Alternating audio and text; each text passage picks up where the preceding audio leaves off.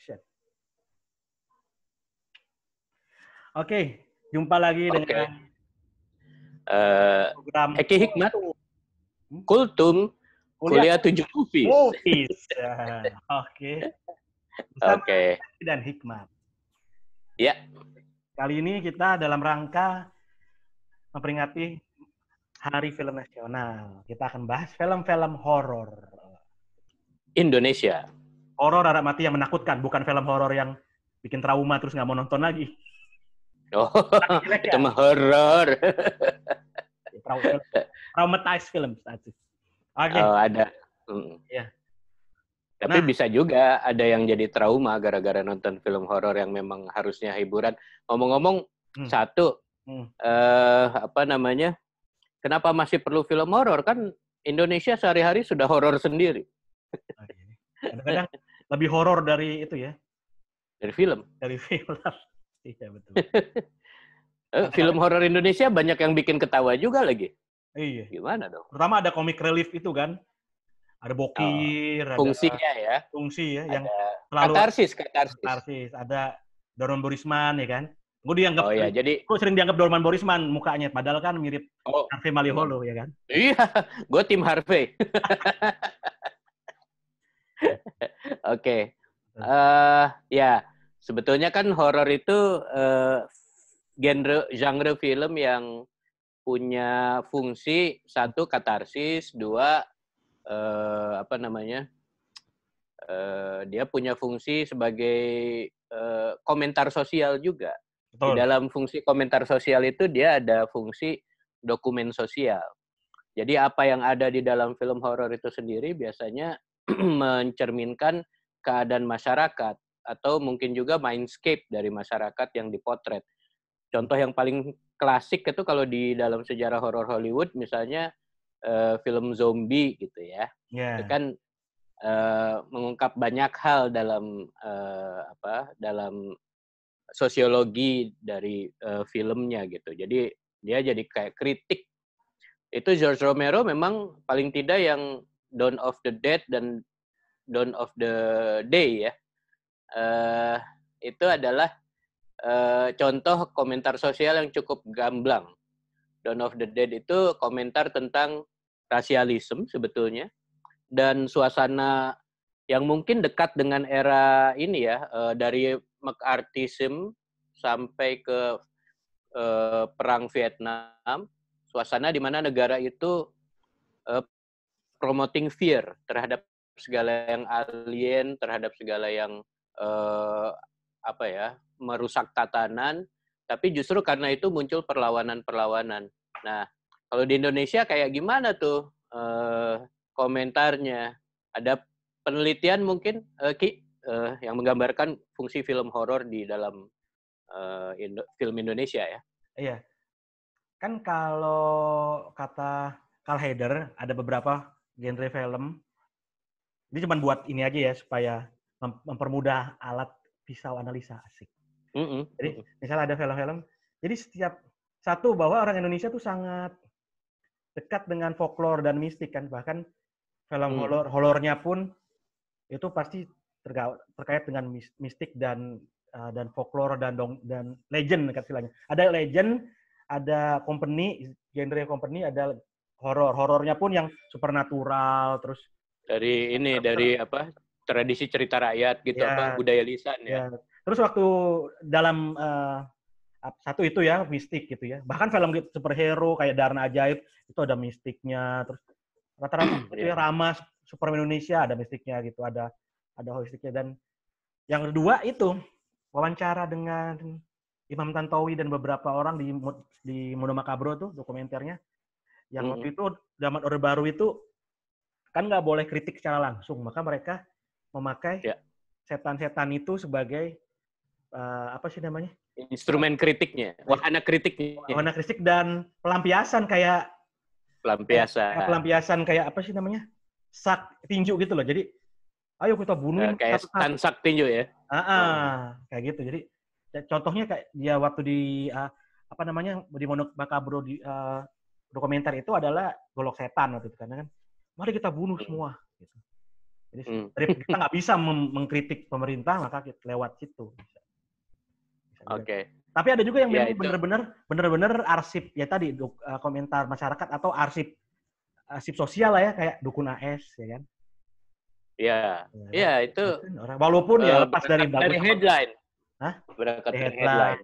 Iya memang kita nggak ada urusan dengan bagus atau jelek dulu lah kalau kita membaca film. Jadi kan kita membaca film menonton Indonesia. Oh kan kalau judul buku Mas JB Kris kan menonton film menonton Indonesia ya. Kalau kita membaca film menonton Indonesia. Baca. Ya, oke. Oke, gue ini ya kasih 7 bukan rekomendasi, sebetulnya highlight lah film yang gue anggap mewakili perjalanan film horor Indonesia gitu ya. Walaupun gue nggak ambil yang tahun-tahun 60, 50 karena kekurangan akses dan satu hal sih, gue tidak merasa itu horornya sudah proper gitu, belum. Jadi yang gue angkat nomor 1 itu adalah Cincin Berdarah, S.A. Karim tahun 1973. Jadi sutradaranya S.A. Karim. Itu pemainnya siapa ya? Lupa. Leni Marlina sama yang paling gue inget Muni Kader soalnya.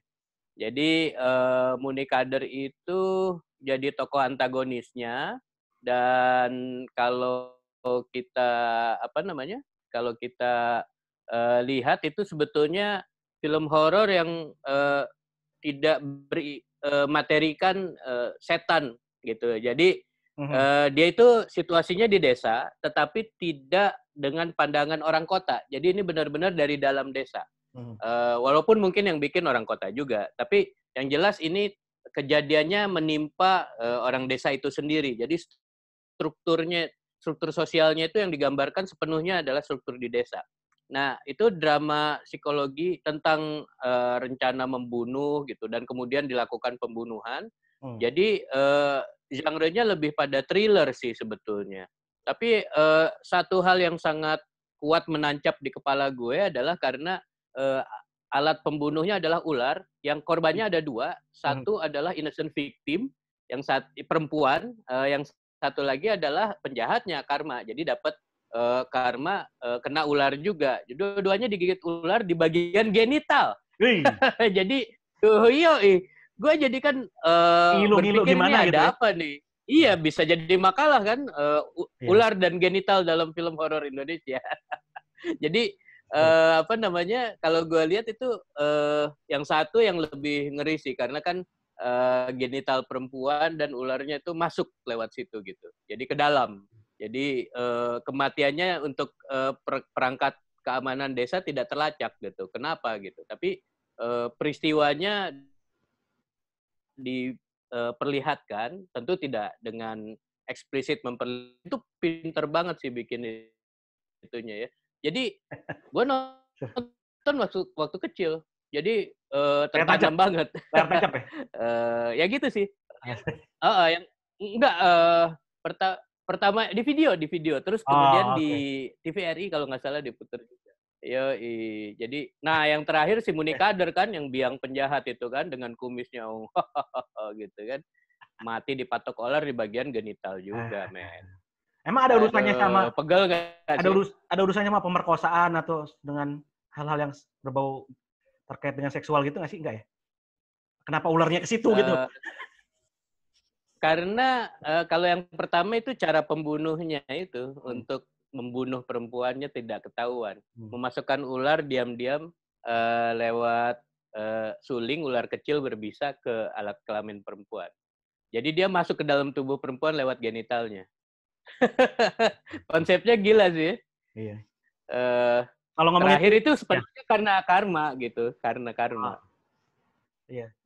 Karena serem juga kalau orang yang nggak bersalah terus jadi korban kan. Kalau gue nonton film, mereka karena bersalah aja, karena mereka melakukan sesuatu yang jahat gitu ya.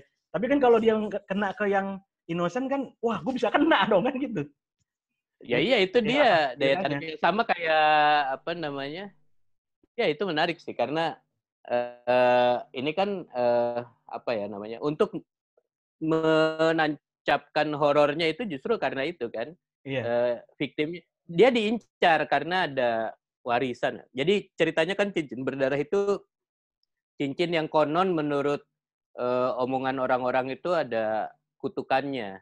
Nah, film itu tidak jelas-jelas mewujudkan kutukannya, ada setan, ada tulah, ada apa, tapi simply menunjukkan bahwa terjadi kejahatan dan mungkin nggak ya itu berkaitan dengan cincinnya. Itu menarik loh, karena tidak full blown eksploitatif gitu, tapi bikin kita bertanya-tanya.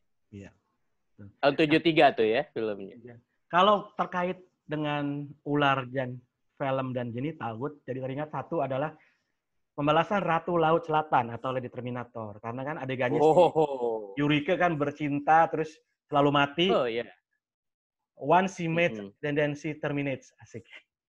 Dan selalu karena ada ular kan, terus kemudian ada seorang yang ularnya jadi keris kan gitu kan. Itu ular juga, ular dan genital. Terus yang kedua, ada seksualitas di situ ada jelas. Ada seksualitas. Ya. Terus yang kedua adalah terkait dengan ular yang balik lagi ke folklore tadi, yaitu adanya misalnya ada Nyi Blorong kan, ada banyak film-film kita yang diangkat dari folklore dan dari legenda-legenda gitu. Dan biasanya si Susana pakai itu kan, ya Medusa. Nah yang ketiga, yang rambut ular. Rambut ular ya. Gitu. Kalau begini masih Pan Labirin salah. Nah, oh iya. Yang ketiga itu adalah Darna. Ajaib. Darna. Jadi kan sebetulnya itu adaptasi dari karakter superhero dari Filipina itu. Iya, jadi kita share. Ternyata emang Filipina, terus kemudian ternyata Malaysia juga ada semacam Darna gitu. Siluman ular. Nah, itu adegannya di awal itu ada adegan di mana di awal-awal, nggak awal banget kayaknya. Seorang suami pergi pamitan gitu, terus tiba-tiba datang lagi, terus kok udah berangkat, iya nggak jadi. Terus akhirnya mereka bercinta, terus lahir, karena ternyata jin kan dia. Ternyata jin, kemudian melahirkan anaknya siluman ular yang begini-begini. Terus mukanya muka anak cewek, terus ngomongnya mama, suara banget. Ya kan? Kalau melahirkan juga, jadi ada seksualitas, ada seks di situ. Yeah. Melahirkan, artinya jalan keluarnya ke dunia, ular berkepala manusia itu dari genital juga. Wah, ini perlu diteliti nih, Ki. Iya, betul. Ular dan genital. Dalam film horor kita. Dalam film horor Indonesia. Oke. Ya udah, apa lagi? Berikut. Lu dong, apa? Mungkin yang harus, kalau gue kan film-film, gue mulai dari tokoh ya, atau apa itu filmmakernya, ataukah ikon, kayak aktornya gitu ya. Jadi pertama kali, nah ini, yang gue lihat adalah, ini tentu saja film-film yang gue sudah tonton dan gue suka. Karena kan banyak beberapa film yang gue lupa, film Susana kan banyak tuh. Jadi ada Ratu Ilmu Hitam, Sundel Bolong, sama apa? Ketutupan. Nyi Blorong. Bisa diginiin. Nice. Nyi Blorong. Iya. Dan kalau kita perhatikan ini bahasanya pakai alfabet Greek ya, Yunani. Karena film-film Susana banyak yang diekspor ke luar negeri waktu tahun 80-an sampai sekarang. Kayak Ratu Ilmu Hitam itu juga kan. Nah, Ratu Ilmu Hitam menarik. Yeah. Dan Sundel Bolong, cult movies di luar sana, Queen of Black Magic gitu kan. Yeah. Dan itu Sundel Bolong dulu gue pernah ketemu ini filmmaker dokumenter dari Italia, gue lupa namanya, tahun 90-an. Dia senang sekali Sundel Bolong. Oh, iya. Dia bilang the woman with the pizza in her bag. Perempuan dengan pizza di punggungnya. Ya, betul juga sih. Tapi pizza yang udah basi gitu ya, yang udah Iya. Terus adegan-adegannya tentu saja sangat itu ya, melekat gitu ya, terutama kan yang dia begitu terus yang begitu yang kepalanya. Ya gitu ya. Itu sampai sekarang melekat lah gitu ya di ini. Terus ya Sundel Bolong. Ya? Sundel Bolong terus jadi macam-macam lah ya, ada sampai sekarang kayak Hanung ada Sundel Bolong gitu ya. Jadi sampai sekarang legenda itu tetap diputar. Oke, ini 3 ini. Lo ada nggak di bagian di film 7 itu? Susana. Terus ada lagi nih, Malam Satu Suro, terus Telaga Angker yang terkait Susana. Nah, yang menarik Malam kalau Satu Suro gue selalu mengenangnya sebagai film komedi jatuhnya. Iya, iya. Dan yang itu apa sih namanya? Mindfuck banget. Bukan mindfuck sih sebetulnya, bukan. Pokoknya absurd deh. Itu kan yang dia naik motor, iya, naik motor terus belakangnya itu, yang belakangnya ternyata saya maksudnya ya gitu. Yang ini, yang terakhirnya diakhiri dengan nyanyi lagu Vina sepenuhnya dengan suara Vina itu untuk pamitan. Selamat malam ya. Selamat malam ya. Iya, iya. Main piano ya. Iya. Dan yang menarik ini. Yang menarik itu selalu ada itu ya, setannya itu baik, maksudnya setannya kan selalu balas dendam dan selalu cewek, selalu karena dibunuh, diperkosa. Kalau yang terkait Sundel Bolong ya atau Susana. Iya. Di akhir selalu ada nasihat-nasihat, petuah-petuah gitu ya. Iya, dari hal yang enggak dari si Sundel Bolongnya sama. Oh, dari si ininya, iya betul. Anakku, hati-hatilah nanti. Wah, hebat banget. Kalau kita bikin sekarang, baik, ya. Iya, perhatian loh. Anakku, tolonglah. Biarkan nih. Dan tentu saja zaman dulu kan bahasanya masih bangsat-bangsat ini gitu kan. Pak Jilin, bahasanya masih agak kasar. Caci maki masih nggak disamarkan bulur, ya. Terus orang ngerokok aja. Kalau sekarang kan bulur. Jadi bulur kemana-mana tuh orang ngerokok atau pakai pegang pistol gitu. Aduh. Kalau lagi ngerokok sambil maki-maki, habis sudah adegannya. Udah blur bunyi tut. Nggak ada satupun. Mending kalau ya, iya. Gitu. Ya. Oke. Kalau lo apa yang film-film yang nggak? Tapi dulu, gue nanya dulu Ki. Nggak, nanya dulu yang kemudian dibikin jadi ada Susana Reborn itu lo suka nggak? Gue suka dengan catatan karena satu ada nostalgia kan Reborn itu selalu nostalgia dan ada hal-hal yang walaupun nggak semua ya tapi ada hal yang zaman dulu itu ikonik terus dimunculkan misalnya bahasanya ada apakah kamu letih masa gitu kan maksudnya bahasa Indonesia yang baik dan benar terus yang mirip tapi walaupun misalnya nggak ada yang sate 200 tusuk kan nggak ada tuh adanya di trailer kan tapi di situ nggak ada ya nggak apa-apa cuman untuk ya nggak semua Reborn gue suka sih tapi untuk Susana yang beranak dalam lumpur oke lah karena mungkin karena saking kangennya kali ya sama kayak Warkop yang pertama kan iya nah ya tapi juga pembuatannya juga bagus juga apa enggak gitu iya itu juga tutup dulu share itunya soalnya gue nggak enak diliatin Susana mulu nih layar gue. Satu lagi adalah ini Susana itu adalah kalau kita bisa lihat zaman dulu itu sangat kuat gitu ya apa istilahnya screen persona. Kalau kita ngomong horor Susana ada pasti. Kalau misalnya lawak komedi ada beberapa tapi kan akan tetap mengerucut pada Warkop atau Benyamin atau Bing Slamet gitu kan. Ya nah, itu kan, masih ikon-ikon itu masih kuat ya di dalam masyarakat kan juga. Belum ada. Paling sekarang kalau misalnya bisa dianggap ya mungkin ya Iko Uwais kan silat atau laga Iko dan Cecep dan itu ya Mad Dog gitu ya itu mungkin masih orang lihat ke situ gitu ya. Tapi selain itu nggak ada yang kayak dulu Geri Prima, Acen Bangun gitu kan. Ya. Ya kalau cinta-cintaan juga kan ada Rano Karno, ada Big Five. Ya struktur industrinya beda ya sekarang. Oke, kalau dari gue film berikut Pengabdi Setan. Sisworo Gautama Putra 1980. Ini gue harus share screen. Sisworo Gautama. Hah? Oh ya, boleh. Karena ada ya. Sisworo, ada tentang Sisworonya. Jadi Pengabdi Setan yang tahun 1980. Ya. Lokasi komen dan nih. Silakan. Komen. Pengabdi Setan. Ya. Wah, ada Arab itu.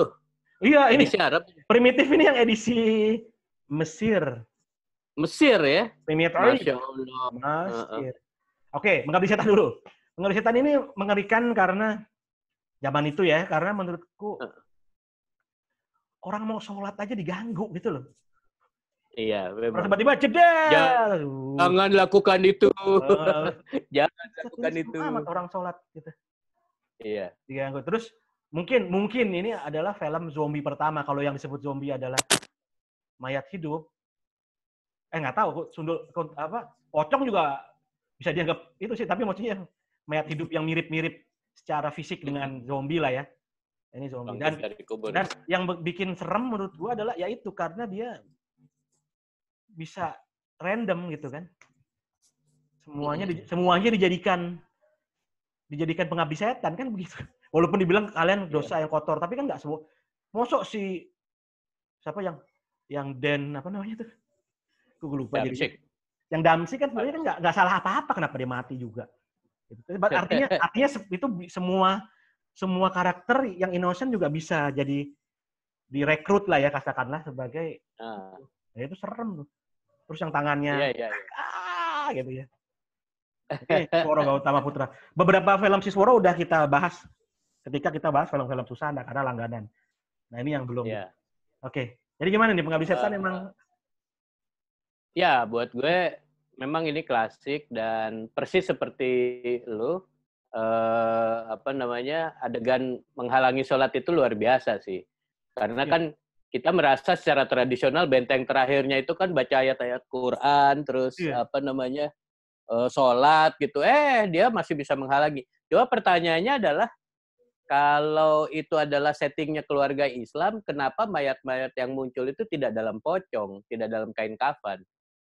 Oh iya, betul juga. Tapi ya sudahlah ya. Kita pada saat nonton sih lupa ya, apalagi waktu masih kecil ya. Sama kayak kenapa? Sama kayak film pendeknya Grave Torture-nya Joko Anwar. Iya. Itu kan Muslim ada yasinan, tapi kok terus pakai pocong, pakai kafan. Tapi kok di kuburnya beserta peti matinya gitu. Dan nggak ngadep ke situ. Karena ada kebenaran film, bukan kebenaran faktual. Karena dan ada motivasi supaya anaknya masuk ke situ kan gitu. Iya. Jadi supaya adegannya jalan kan. Iya. Ya, tapi itu namanya kebenaran film yang belum tentu sesuai dengan kebenaran faktualnya di dunia nyata. Betul. Tapi kita menerimanya karena film tidak hanya akurasi faktual, tetapi sebetulnya lebih-lebih lagi adalah keterhanyutan kita kan. Iya. Nah, dalam film Pengabdi Setan kita hanyut oleh horor demi horor. Sebetulnya ada satu materi yang horor banget sih di film Pengabdi Setan, yaitu garis wajahnya Ruth Palupesi. Itu entah kenapa dia cocok sekali untuk jadi karakter jahat. Padahal kan dia aktor watak yang jadinya kan kayak typecast sama kayak banyak tipe wajah perempuan waktu itu yang tidak terlalu Melayu, dianggap sebagai cocok gitu untuk jadi kalau nggak dukun guna-guna atau ya kayak gini nih Pengabdi Setan gitu kan. Castingnya pas. Nah, kalau primitif, nyambung ya. Kalau primitif itu kan kanibalisme, tapi tentu saja kalau Krishna Sen atau Karl Heder beda. Ngomongnya bukan kanibalisme, karena kan nggak purely kanibal. Ada yang bilang jungle film, kalau katanya si Agop Santani, jungle films. Atau yang terus kalau Karl Heder atau Bu Krishna Sen bilang expedition films gitu. Karena selalu ada ekspedisi orang kota ke sebuah tempat terpencil. Terus kalau katanya yang diwawancara di sama dokumen Makamdro itu dibilang dia ngelihat Italia itu kanibal Holocaust dan lain-lain kok laku. Nah, kita kan banyak hutan, ya udah, tapi kan harus disesuaikan dengan budaya bangsa gitu. Jadi nggak serem itu gitu, nggak serem itu dan nggak sebrutal itu yang makanya gitu. Tapi ya itu akhirnya karena memang ngikutin kanibalisme, tapi karena ada sedikit beda dengan kanibalisme-nya versi Itali, maka itu dibilangnya kalau nggak expedition film, ya jungle film yang bersifat ada horornya atau film horor yang di hutan gitu. Judul aslinya apa? Primitif. Film pertamanya Barry Prima dan film pertama Indonesia yang menjadi best practice laku di ekspor.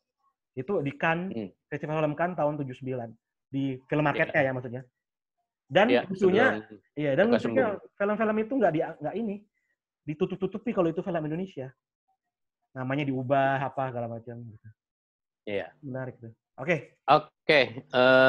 Tutup dulu itunya yang share. Ya. Kalau film berikutnya itu adalah Jadi film selanjutnya adalah film Pernikahan Berdarah kalau gue. Sutradaranya Toro Margens dan apa namanya? Yang paling itu tahun 1987. Jadi yang paling berkesan buat gue tentu saja adalah pemain utamanya seksi sekali yaitu Raja Emma dari Malaysia. Waduh, itu salah satu yang mengisi masa-masa kalau orang Sunda bilang masa-masa beger. Masa jadi Raja Emma. Iya, ler itu. Aduh. Wah deh pokoknya. Itu beda sama iya loh. Itu beda sama lukisan berlumur darah ya? Kan ada, tapi gue belum nonton juga. Itu juga sebetulnya gue suka juga, tapi beda. Ya? Lukisan berlumur darah gue suka juga. Tapi kalau yang Raja Emma ini dia hantunya sebetulnya agak unik ya, karena kayak siluman laba-laba, jarang kan? Baru denger. Iya. Jadi membunuhnya dengan seperti ada korban mati misterius, terus selalu ada kayak gigitan di leher, tetapi itu karena siluman laba-laba itu gitu, bukan kelelawar, bukan vampire, bukan gitu. Jadi kan unik ya. Kayaknya gue jarang ketemu siluman laba-laba. Kalau laba-laba monster ada, ya kan kalau di film luar ya. Tapi siluman laba-laba tuh jarang. Dan biasanya itu terkait dengan hasrat seksual terhadap si tokoh Raja Emma itu. Jadi ada seksualitas yang tertaut di situ juga. Ada ularnya nggak? Dan nggak ada. Laba-laba ya. Kan ularnya di kepala kita. Oh, Raja Emma. Oh, masih ya gue. Keras. Dia yang main di film Warkop nggak sih yang jadi? Nggak, bukan ya? Iya. Iya kan? Iya, Raja Emma. Ya, sutradaranya Toro Margens almarhum. Ya itu salah satu yang jarang sih diangkat ya. Apa namanya? Perkawinan Berdarah. Oke, ini kita udah Perkawinan Berdarah tahun 1987. Ini kita udah 3 dan udah cukup lama. Apa kita bersambung saja kultum kita untuk tema film horor ini? Siap. Ya, nanti kita film horor part 2 lanjutkan lagi. Film horor Indonesia part 2. Bersama kultum Kuliah 7 Film salah. Kuliah 7 Movies. Eki dan Hikmat. Oke ya. Jangan lupa subscribe dan komen ya kan. Mau film apa tema apa yang diputar dan bunyikan loncengnya. Oke, sampai jumpa lagi ya. Oke, sampai jumpa.